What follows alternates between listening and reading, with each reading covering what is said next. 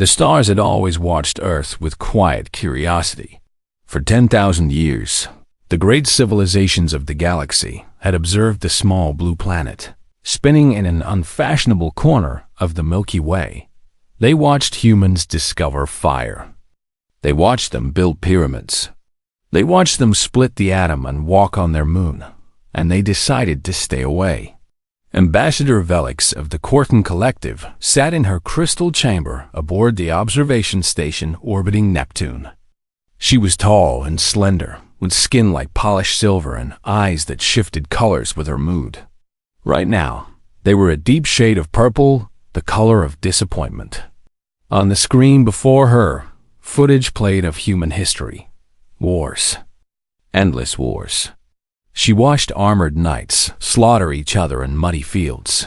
She watched bombs fall on cities. She watched soldiers march through snow, leaving trails of frozen corpses behind them. "Such a waste," she said softly. "They could have been remarkable." Her assistant, a small floating creature named Plix, hovered beside her.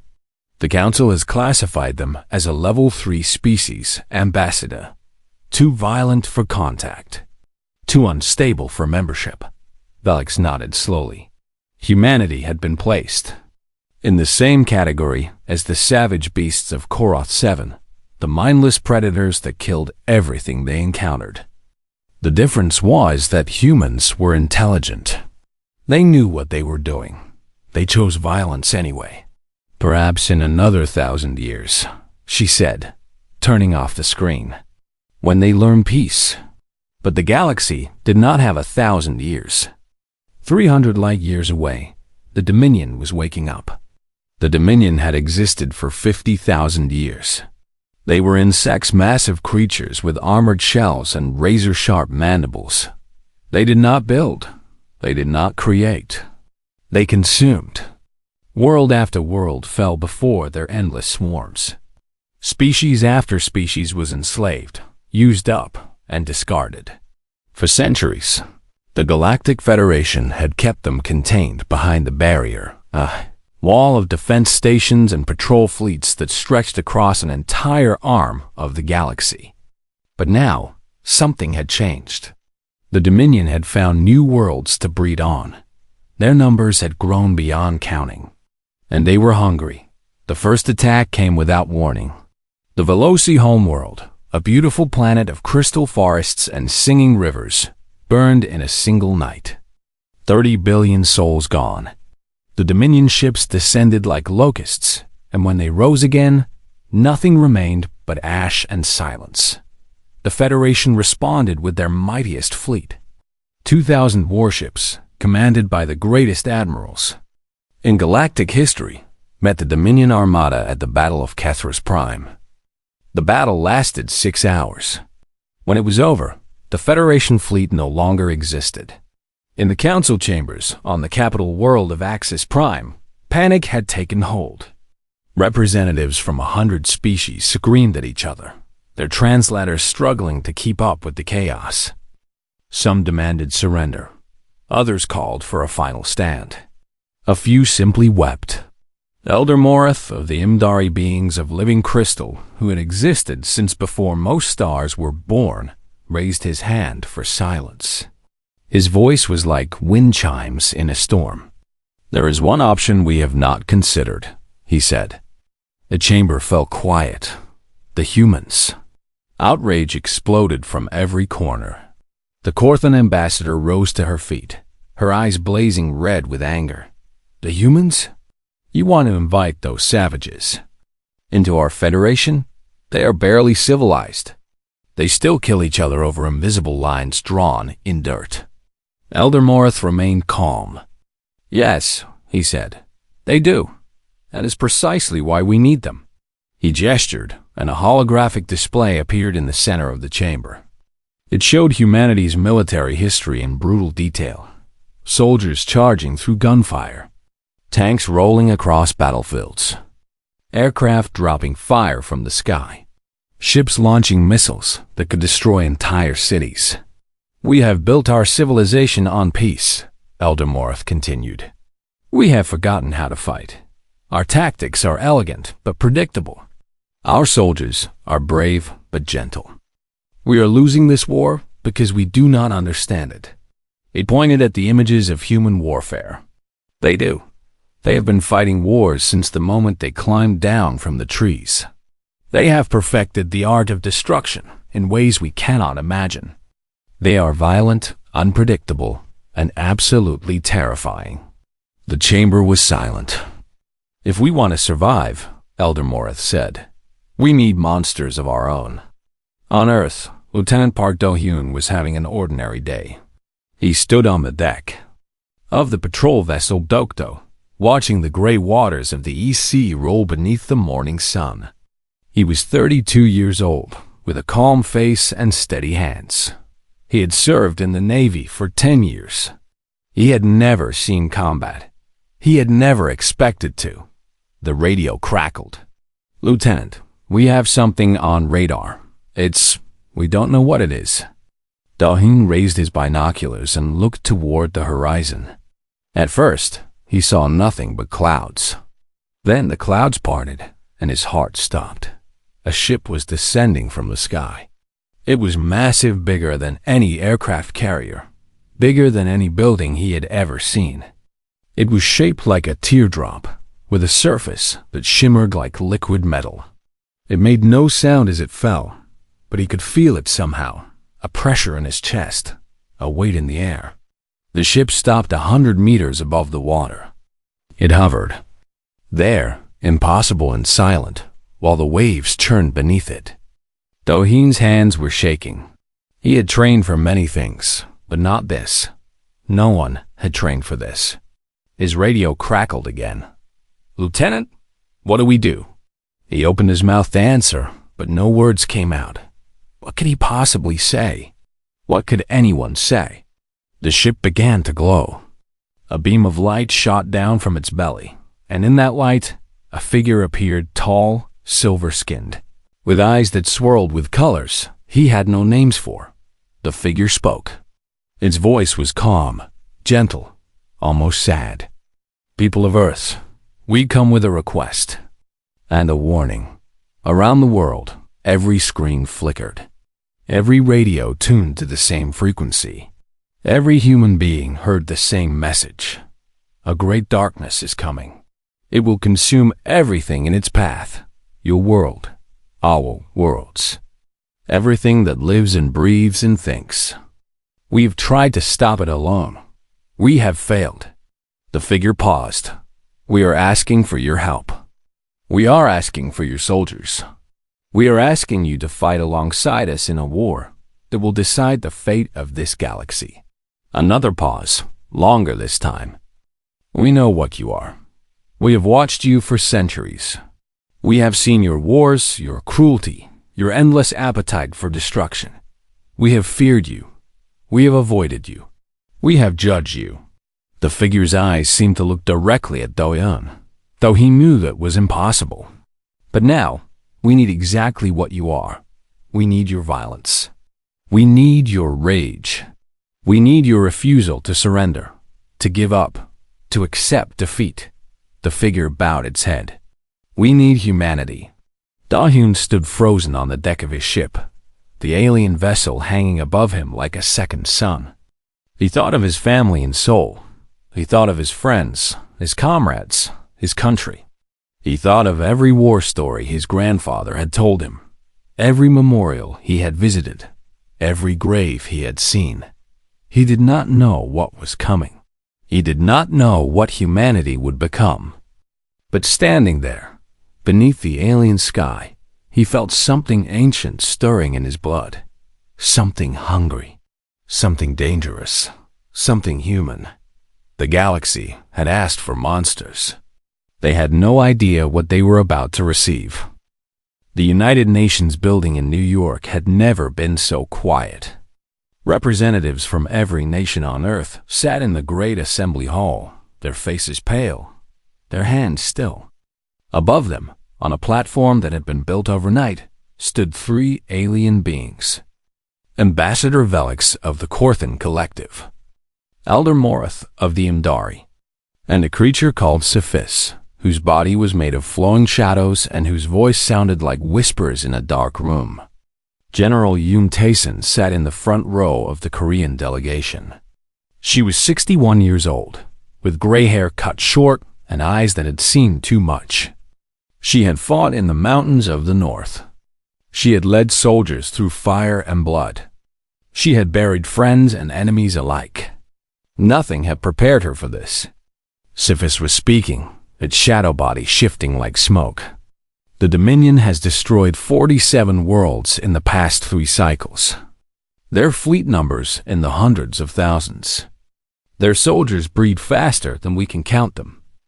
They feel no pain. They know no fear. They will not stop until every living thing in this galaxy is dead or enslaved. The hall remained silent. Somewhere, a translator was crying softly. We have fought them for 3 years, Sifis continued. We have lost every major battle. Our greatest admirals are dead. Our strongest fleets are dust. We estimate that without intervention, the Dominion will reach this sector of the galaxy within 2 of your years. It paused, letting the words sink in. Earth will be among the first worlds they consume. General Yoon felt something cold settle in her stomach. She had known, of course. Everyone had known since the aliens arrived. But hearing it spoken aloud in this hall, with the weight of history pressing down on them, it was different. It was real. Ambassador Velik stepped forward. Her silver skin caught the light, and her eyes shifted to a deep blue, the color of sorrow General Yoon had learned. We are offering humanity membership in the Galactic Federation, Velik said.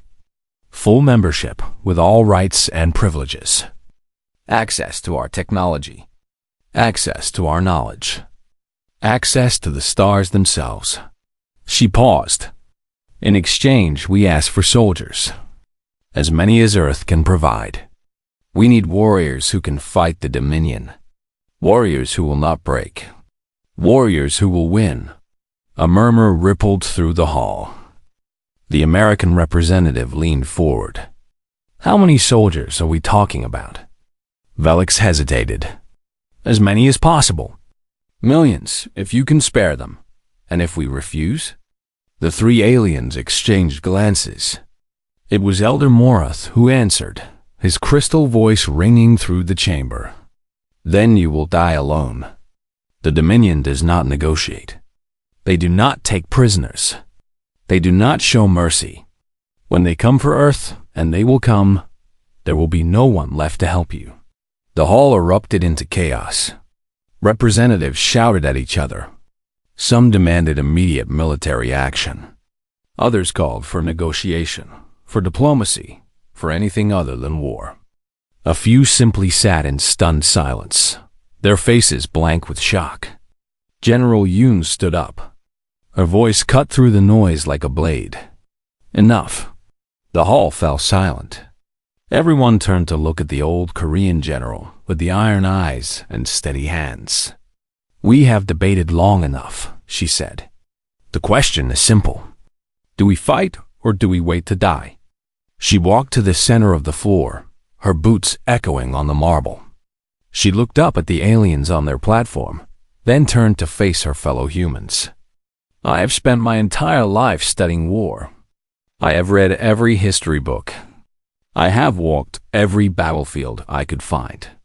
I know what humanity is capable of. I know our darkness. I know our light. She paused. The galaxy thinks we are monsters. Perhaps they are right. We have done terrible things to each other. We have burned cities and slaughtered innocents and invented weapons that could destroy our entire world. Her voice dropped. But we have also sacrificed ourselves for strangers. We have rebuilt what we destroyed. We have looked into the darkness and refused to surrender. That is what makes us human. Not our violence alone. Our refusal to give up. She turned back to the aliens. You want our soldiers? You will have them. But understand this. We do not fight for glory. We do not fight for territory. We fight because we must. We fight because there is no other choice. And when we fight, we do not stop until the war is won." Ambassador Velix's eyes shifted to a strange color, something between gold and green. General Yoon did not know what it meant. "We accept your terms," Velix said quietly, "and may the stars help us all." That night, Captain Bae Ji-woo sat alone in her quarters at the Korean military headquarters in Seoul. She was 34 years old, with sharp features and quick hands. She had graduated at the top of her class from every military academy she had attended. She spoke 5 languages. She had studied every military strategy ever written. And she was terrified. On her desk lay the intelligence files the aliens had provided. Thousands of pages describing the Dominion, their ships, their weapons, their tactics. She had been reading for hours, and she still could not believe what she was seeing. The Federation's military doctrine was beautiful. Elegant formations, precise maneuvers, everything calculated to minimize casualties and maximize efficiency. It was war as art, war as mathematics. It was also completely useless against the Dominion. The Dominion did not care about elegance. They did not care about casualties. They threw millions of soldiers at their enemies and accepted losses that would have destroyed any human army. They won through sheer numbers, sheer brutality, sheer refusal to stop. The Federation fought to win battles. The Dominion fought to exterminate. Ji-woo closed the file and stared at the wall. She thought about her training. She thought about the guerrilla tactics she had studied, the way small groups of fighters had defeated larger armies throughout human history. She thought about deception, about misdirection, about all the dirty tricks humanity had invented over centuries of killing each other. The Federation had never used such tactics. They considered them dishonorable. Beneath them, Ji-woo smiled. It was not a pleasant smile. She picked up her phone and called General Yoon. "General, I have an idea." 6 months later, the first human fleet launched from Earth orbit. Lieutenant Park Do-hyun stood on the observation deck of the carrier Indomitable, watching the blue curve of Earth grow smaller behind them. He was no longer just a Navy lieutenant. He was now one of the first humans to leave their home solar system. The fleet was small by galactic standards, only 12 ships, hastily retrofitted with Federation engines and weapons. 30,000 soldiers filled their halls, drawn from every nation on Earth. Americans and Russians, Chinese and Indians, Koreans and Japanese, old enemies standing side by side, facing a common threat. Beside him stood Sergeant Kim Yuna, a Marine from Bizen with a scar on her jaw and calm eyes that never seemed to blink. She had volunteered for this mission without hesitation. When asked why, she had simply shrugged. "Someone has to go first," she said. Admiral Kang Hyun-woo's voice came over the speakers. "All hands, prepare for jump. We will arrive at the Kethru system in approximately 3 hours.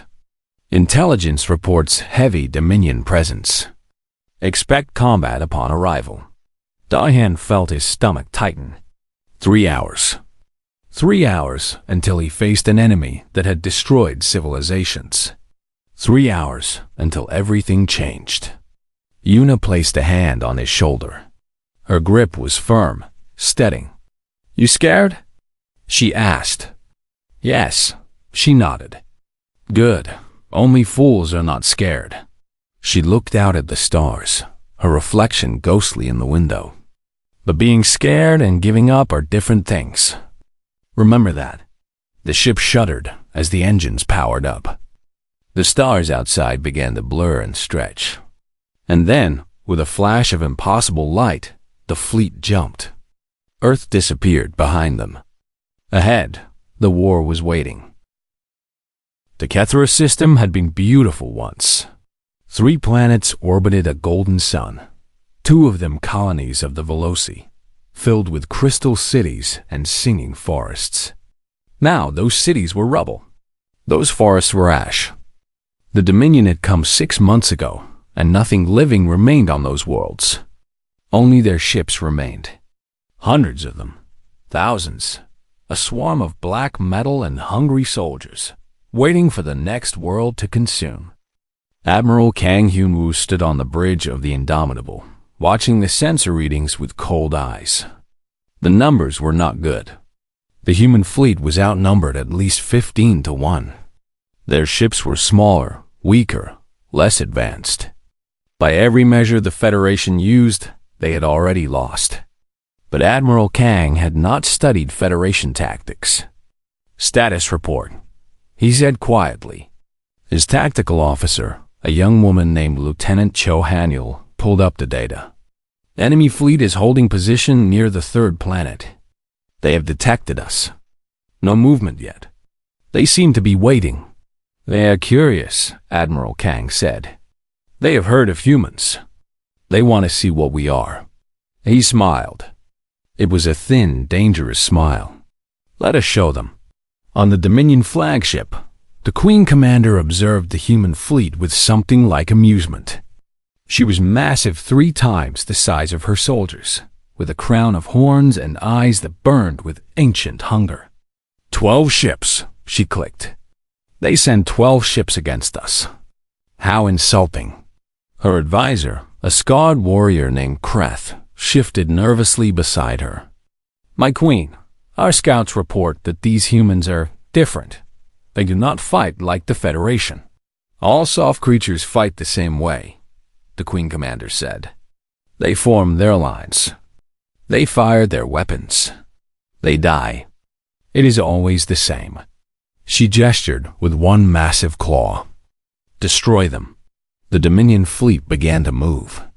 Hundreds of ships surged forward, their weapons charging, their soldiers screaming for blood. They expected the human fleet to form a defensive line, as the Federation always did. They expected an organized, predictable battle.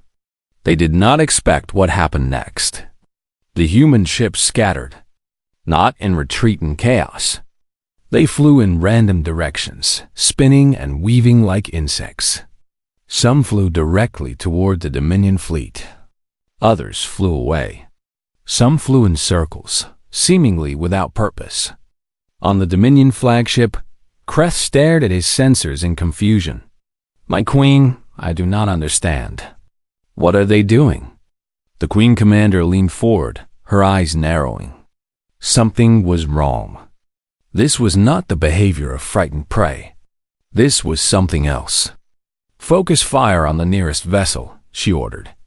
100 Dominion ships turned their weapons on a single human destroyer. They fired simultaneously, enough firepower to destroy a small moon. The destroyer exploded.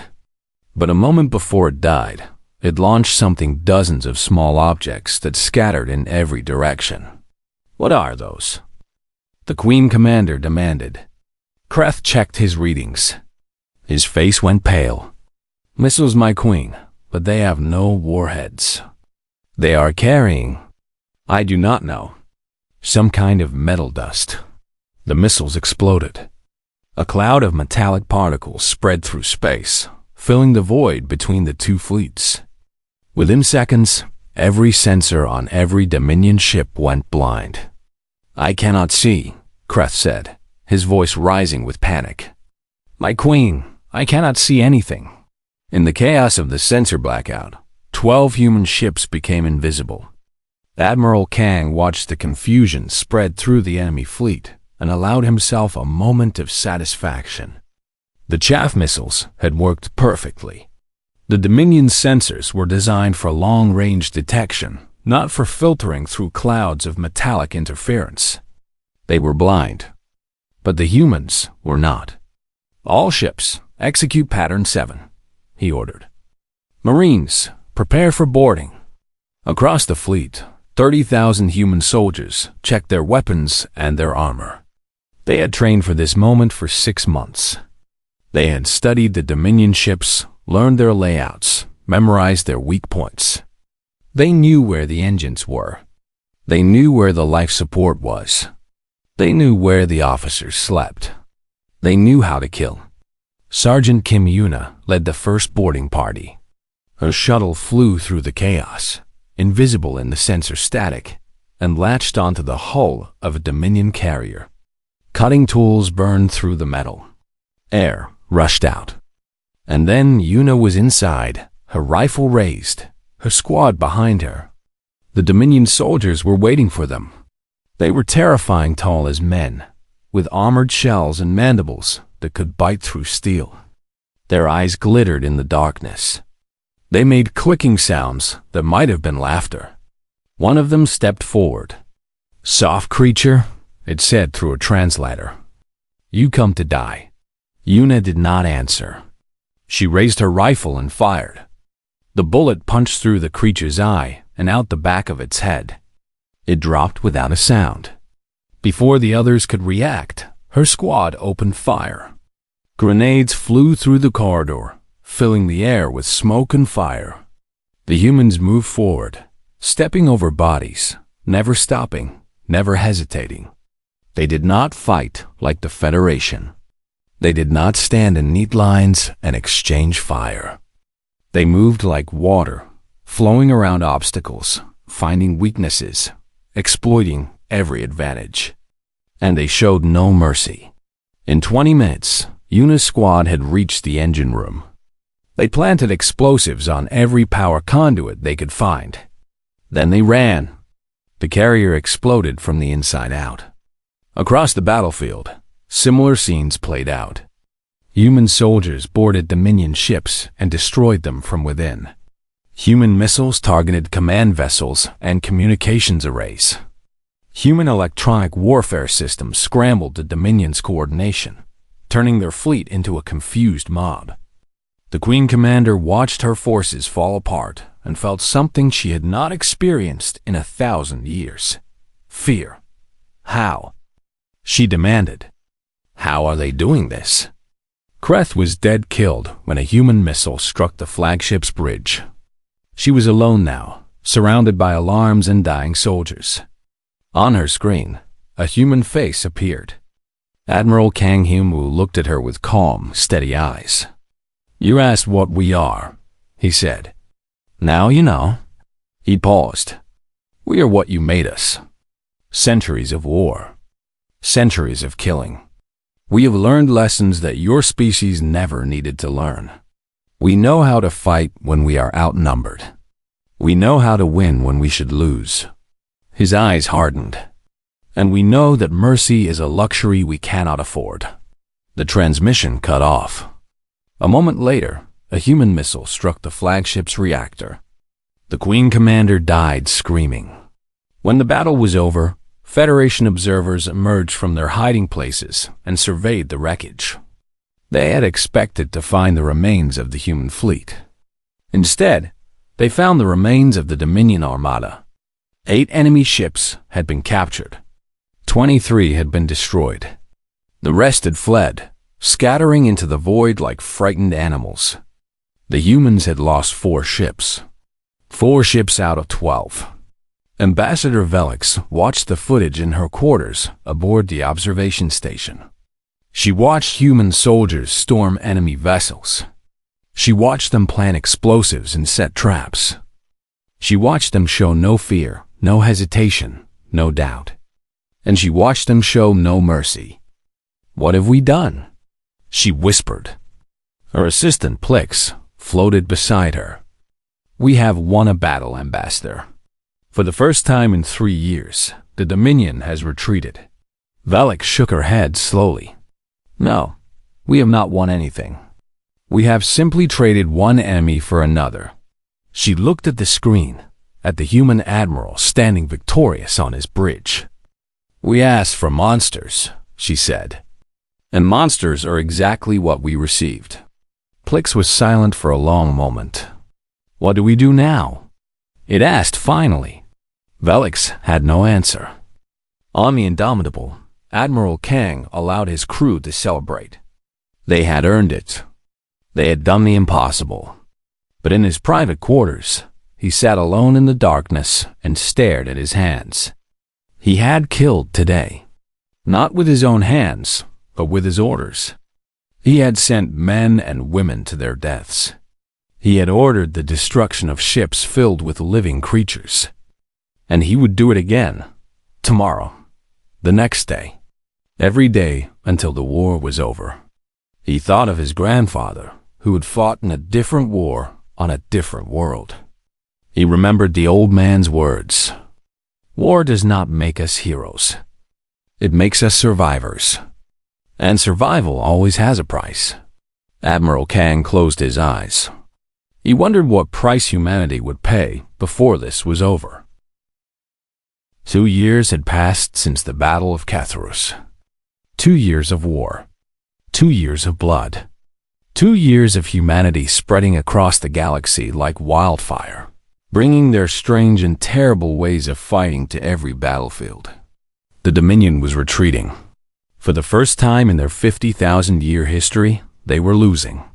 World after world was liberated. Fleet after fleet was destroyed. The great swarm that had threatened to consume the galaxy was being pushed back, inch by bloody inch. And the galaxy was beginning to understand what they had unleashed. Colonel Shin Yunji stood on the surface of Varath Prime, watching her soldiers move through the ruins of a Veloci city. The crystal towers were shattered. The singing trees were stumps. The streets were empty, except for the dead. The Dominion had occupied this world for 2 years. They had used the Veloci survivors as slave labor, working them until they dropped. When a slave could no longer work, they were fed to the soldiers. Yunji had seen the feeding pits. She had seen the bones. Colonel, her second-in-command, Major Han Jungwoo, approached with a datapad. We have located the remaining Dominion garrison. Approximately 5,000 soldiers, fortified in the central hive structure. Yunji looked at the hive in the distance, a massive organic structure that pulsed with sickly light. Standard Federation doctrine would call for a siege. Surround the enemy. Cut off supplies. Wait for surrender. But the Dominion did not surrender.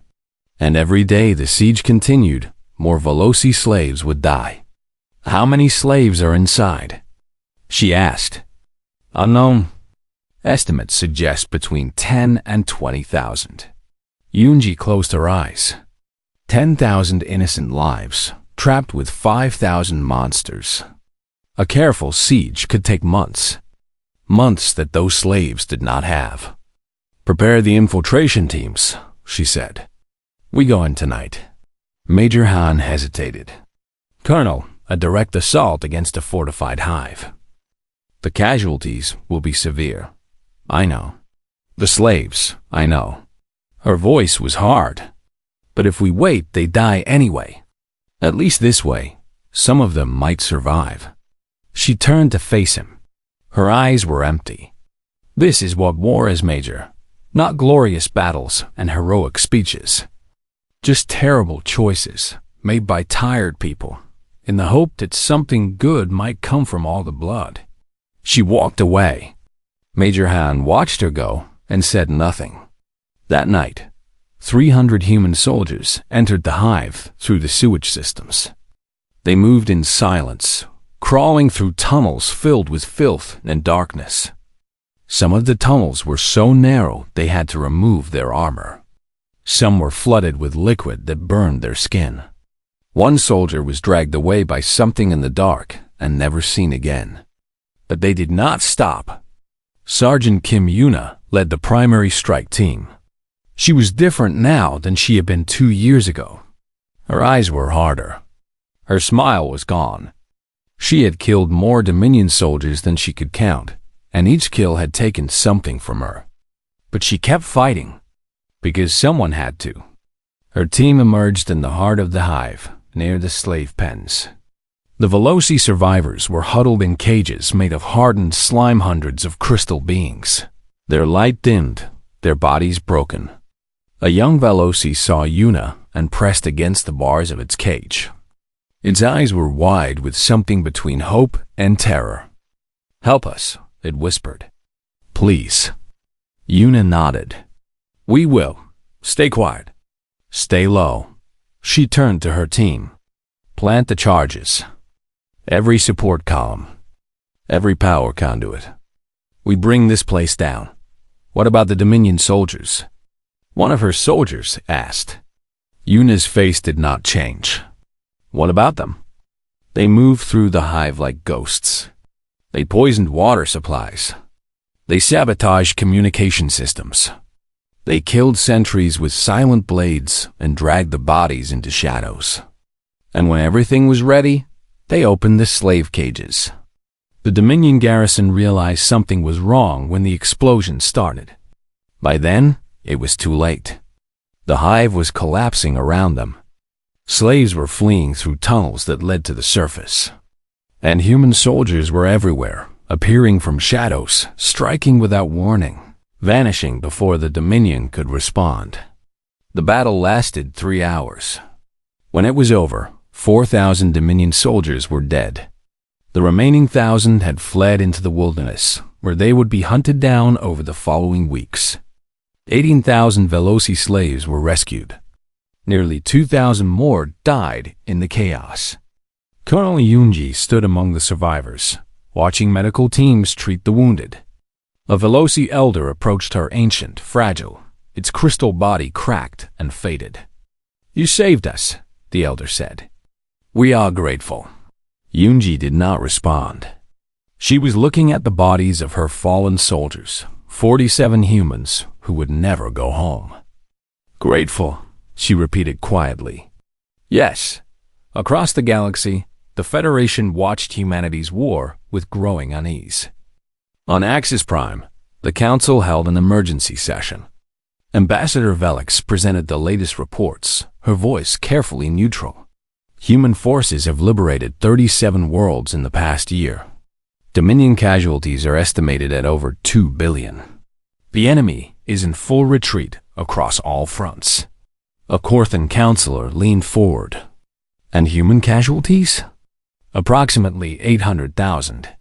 Velix paused. They consider this acceptable. Murmurs rippled through the chamber. 800,000 deaths. To the long-lived species of the Federation, it was an incomprehensible number. To humanity, it was simply the cost of war. Elder Morath spoke from his crystal throne. There are other concerns.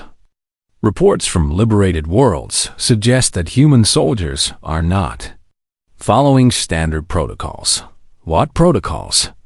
Another counselor asked. Morath activated a holographic display. Images appear bodies piled in streets. Buildings reduced to rubble. Dominion soldiers executed without trial. They do not take prisoners, Morath said. They do not negotiate surrenders. They destroy everything connected to the enemy and leave nothing behind. The chamber was silent. They fight like the Dominion, someone whispered. Velix shook her head slowly. No, they fight worse. The Dominion kills for hunger. Humans kill for revenge. There is a difference, is there? Morath asked. In the end, does the reason matter? Dead is dead. No one had an answer. Private Lee Minji was 19 years old. She had been 17 when she left Earth, one of millions of volunteers who had answered their planet's call. Now she sat in her bunk on a transport ship, writing a letter to her family. Dear Mother and Father, she wrote, I hope this letter finds you well. I am sorry I have not written more often. Things have been busy here. She paused, her pen hovering over the paper. What could she tell them? How could she describe the things she had seen? The worlds burning, the bodies in the streets, the sounds that Dominion soldiers made when they died. I have seen many amazing things, she continued. Planets with purple skies and 3 moons. Creatures made of living light. Cities that float in the clouds. The galaxy is more beautiful than I ever imagined. She did not tell them about the nightmares. She did not tell them about the way her hand shook when she was alone. She did not tell them about the faces of the people she had killed, which visited her every time she closed her eyes. The war is going well, she wrote. Everyone says it will be over soon. I hope to come home and see you before the cherry blossoms bloom again." She signed the letter and sealed it. She would send it tomorrow through the military postal system that connected Earth to the front lines. She wondered if she would be alive when it arrived. That night, she dreamed of fire. She dreamed of screaming. She dreamed of a Dominion soldier begging for mercy in a language she did not understand. In the dream, she pulled the trigger anyway. She woke up crying and did not know why. The galaxy had asked humanity to fight their war. Humanity had answered. But no one had asked what the war would do to humanity. No one had asked what they would become. And now, standing on the edge of victory, the galaxy looked at its saviors and felt something cold settling in their hearts. Fear. They'd wanted monsters. And monsters were exactly what they had gotten. The question now was whether those monsters could ever be something else again. The Dominion homeworld was called Catharek by those who lived there. It was an old planet, ancient beyond counting, covered in hives that stretched from pole to pole. Billions of Dominion soldiers lived in those hives, bred for war, hungry for conquest. For 50,000 years, no enemy had ever reached this world. That was about to change. Admiral Kang Hyumu stood on the bridge of the Indomitable, watching the enemy planet grow larger on the view screen. His fleet had grown in the 3 years since that first battle. 300 warships now followed his command, human vessels and Federation ships fighting side by side. Behind him, the Federation observers watched in silence. They had come to witness the end of the war. They had come to see what humanity would do. "Admiral," Lieutenant Cho Haniel reported, "enemy fleet is mobilizing. Approximately 50,000 vessels. They are forming a defensive perimeter around the planet. 50,000 ships." Even now, at the height of human power, the Dominion outnumbered them. They were fighting on their home territory, with their backs against the wall. They would fight to the last soldier. "Status of ground forces?" Admiral Kang asked. "General Yoon reports all units are ready. 2 million soldiers prepared for planetary assault. 2 million humans waiting to invade an alien world." It was the largest military operation in human history, and it would be the bloodiest. "Signal the fleet," Admiral Kang said. "Begin the attack." The space above Catharek erupted into fire.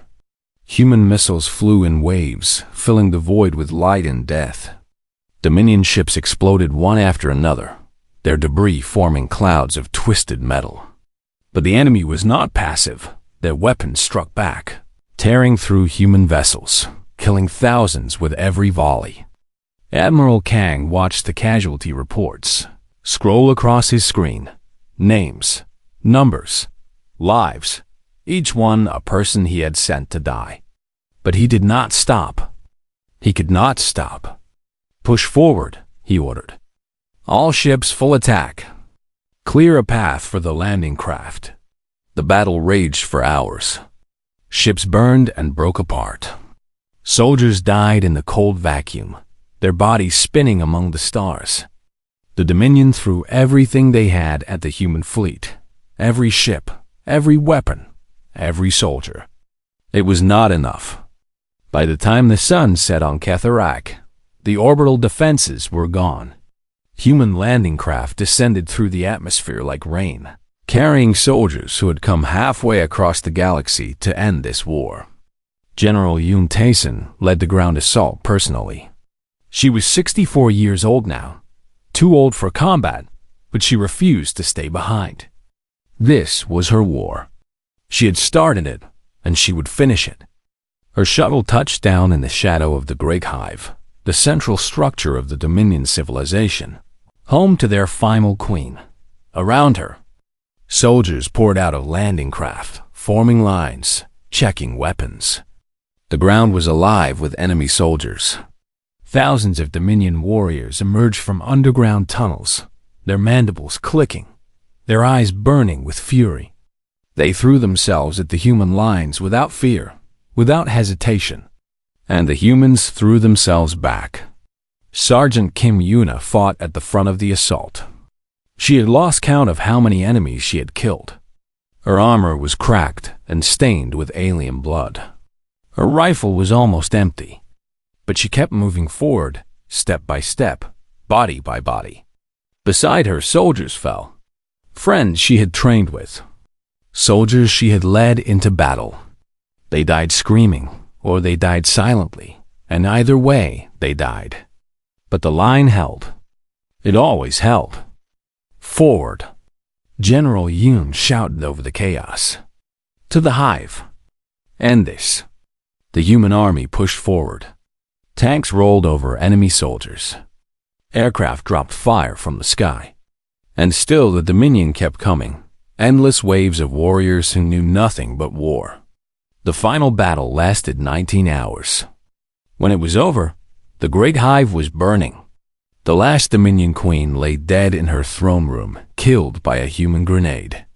Her soldiers, without leadership, scattered into the wilderness, where they would be hunted down in the weeks to come. The war was over. General Yoon stood in the throne room, looking at the body of the queen. She felt nothing. No triumph. No satisfaction. Only emptiness. Sergeant Yuna appeared beside her. Her face was hollow with exhaustion. We won, Yuna said. It was not a celebration. It was a statement of fact. Yes, General Yoon replied. We won! They stood in silence for a long moment, surrounded by death. 1 week later, General Yoon stood before the Federation, Council on Axis Prime. The great chamber was filled with representatives of 100 species. They watched her with eyes of crystal and shadow, eyes of light and fire. Some looked grateful. Others looked afraid. Elder Morith spoke first. The war is over. The Dominion is defeated. The galaxy owes humanity a debt that can never be repaid. Murmurs of agreement rippled through the chamber. But Morith continued. There are concerns. Humanity's methods have been extreme. Your soldiers show no mercy.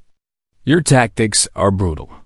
Some in this council believe that you have become as dangerous as the enemy we asked you to destroy. General Yoon nodded slowly. She had expected this. You are not wrong, she said. The chamber fell silent. Humanity is dangerous. We've always been dangerous. We were forged in fire, shaped by violence, tempered by centuries of war. We know how to kill. We are very, very good at it. She paused, letting her words settle. You came to us because you could not defeat the Dominion. You came to us because you needed something that your civilizations had lost, the willingness to do whatever it takes to survive. We gave you that. We fought your war. We bled for worlds we had never seen. We died for species who feared us. Her voice hardened. And now you judge us for what we are.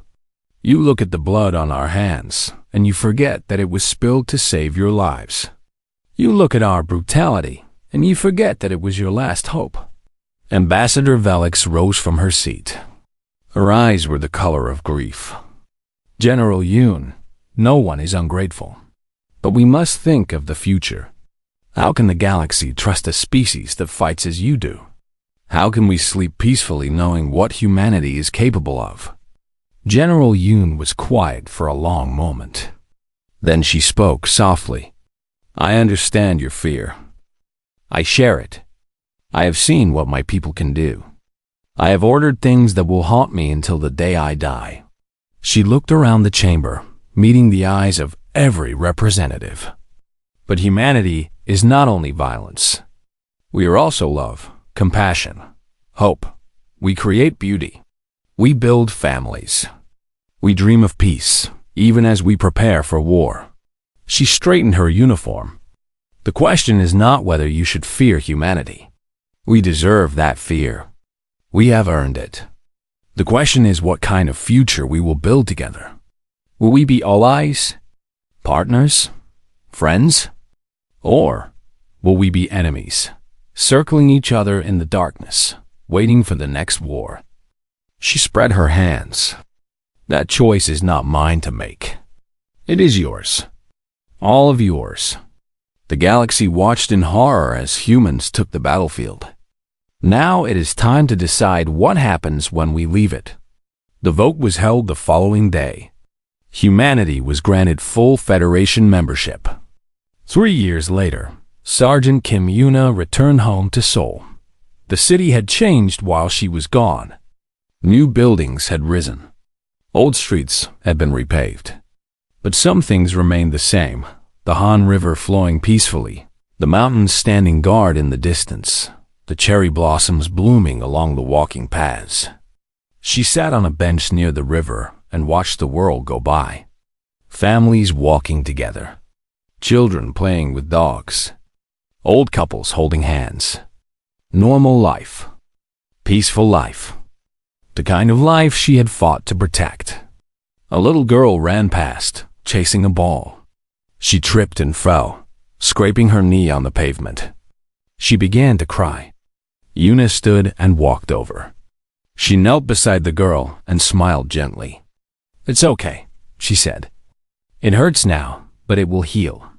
Everything heals if you give it time." The girl looked up at her with tear-filled eyes. "Promise?" Yuna thought of all the wounds she carried, the scars on her body, the nightmares in her mind, the faces of the dead that never left her. "I promise," she said. The girl smiled through her tears. Her mother came running, scooping her up with worried hands, thanking Yuna for her kindness. Yuna watched them go, then returned to her bench. She closed her eyes and let the sunlight warm her face. For the first time in years, she allowed herself to cry. Not from sadness, not from fear, from hope. The war was over. The monsters had come home. And maybe, just maybe, they could learn to be something else. The galaxy had watched in horror as humans took the battlefield. Now, perhaps, they would watch in wonder as humans laid down their arms and reached for the stars, not as conquerors, not as destroyers, but as what they had always wanted to be. Dreamers, builders, family. The sun set over Seoul, painting the sky in shades of gold and crimson. And somewhere, beyond the clouds, beyond the atmosphere, beyond the endless void of space, 1,000,000 stars were waiting. Waiting for humanity to find them. Waiting to see what they would become.